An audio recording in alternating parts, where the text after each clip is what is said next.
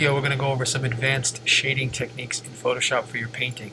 So if you look at this picture of Chewbacca here, you'll see a few different ways in which it was colored. There's some sharp, angled shading, and then we take it a step further and we can blend those colors together. So these are just some options. So what I'm going to do is show you using this as the example. This is set up just like your painting project. You have a color fill layer of white at the bottom that's locked and an outlines layer here at the top, which I could also lock. Make sure your black lines connect, and then you could use your magic wand tool, go over to an area, click the area that you want to color. In this case, most of the face gets selected. Make a brand new layer at the bottom of the layers panel. Double click, call it what it's going to be. So in this case, face or hair would be fine. Pull that layer underneath the outlines layer, and then at that point, take your brush, choose your color. We're just going to randomly choose a color now, and begin to paint. Now obviously you can make the brush much bigger at the top, so you can cover a lot more space all at the same time. Yes, you could use your paint bucket to do the same thing. You'll notice here when I go to select and deselect, it gets rid of the little dotted lines. You'll also see that I missed a couple of spots here and there, right here, right here. Now because the face is underneath the outlines, I could stay on the face, grab the brush, choose this little bit smaller of a brush, and just kind of do this and fill up some of those gaps. Very simple. Any spots I see. Okay, so then what's this shading technique from here? Well, I give you two choices. One is make a brand new layer, double click, call it face highlights or face 2, I'll call it highlights, or shadows, either way. You could take the lasso or polygonal lasso tools, I prefer the lasso, and I could draw right onto this where I think a highlight should be. So if I believe that there should be a highlight, let's say here, and then I want to hit the add button up top or hold shift on my keyboard and draw another one on this side. And then again, wherever else on here that you'd like to draw. So I'm creating the shapes in which I'm going to then paint my shadows. Alright, so just that as an example for now. I go over to my paint bucket or my brush, either way, select my color, go a little bit lighter, and fill them in. Okay, to get the little dots to go away, I go to select and deselect, and you can see I have my highlights on my face. This is one way to work. What could I do with those highlights from there?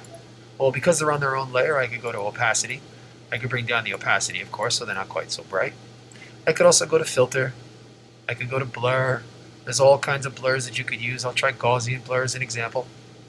And as I pull the radius up, you notice that it begins to blur. So this is something that you can kind of play around with.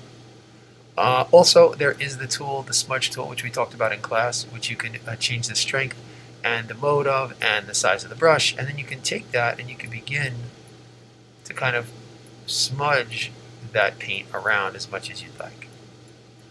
So you have a lot of control over it. Remember, please remember, mess with the strength, mess with the size of the brush, and you can really create some really beautiful shadows and shading on this. You could also take the eraser to it, make a soft eraser, and brush over it as so not to get it too much. Like if you want a little bit less, you can kind of get rid of some.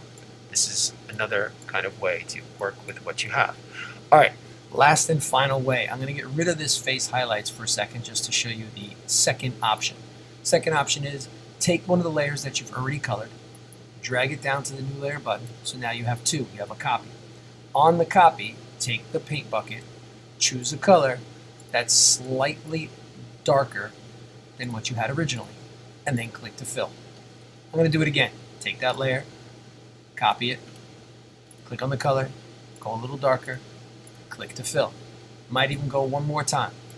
Copy the layer, choose the color, go darker, click to fill. I'll even do one of this one last time. This time, instead of going darker, I'm going to go much brighter. Okay, so you can see what I have here in the layers, right? If you look closely, I have the original, then one that's darker, then one that's a little darker, even darker, and then lighter at the top. I'm going to take this really light one and just pull it to the very bottom. So it goes light, dark, darker, darker, darkest, right? So I'm going to go to the darkest layer. Now from here, here's what you can do. Take that same lasso tool, except now draw out the part that you want to get rid of. So what do I mean? Well, let's just pretend that the darkest area is on kind of this side of the head. All right, so this entire selection, this big selection, I'm just going to hit delete, and it gets rid of it. See that? So you can kind of see the darkest area only on this side. If I go to the next darkest layer and I do the same sort of a thing, I'm going to kind of draw out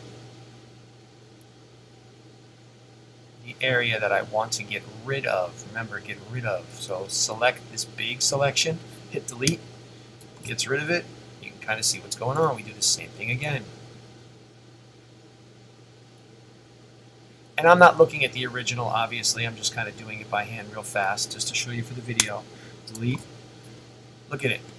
One last time on this one. Maybe we'll just do kind of like this edge. We'll pretend that the light is really shining on this side of his face. All right. So I wasn't looking at the original, but you can see each one now has its own piece. And those pieces, you can bring down the opacity. You can go to Gaussian blur. You can use the smudge tool. There's lots of options for you here. Or if you like the look of it being really sharp like this, then by all means, you can keep it sharp. And you can do that for each part of the face, the eyes, the hair, the nose, the lips, anything you want.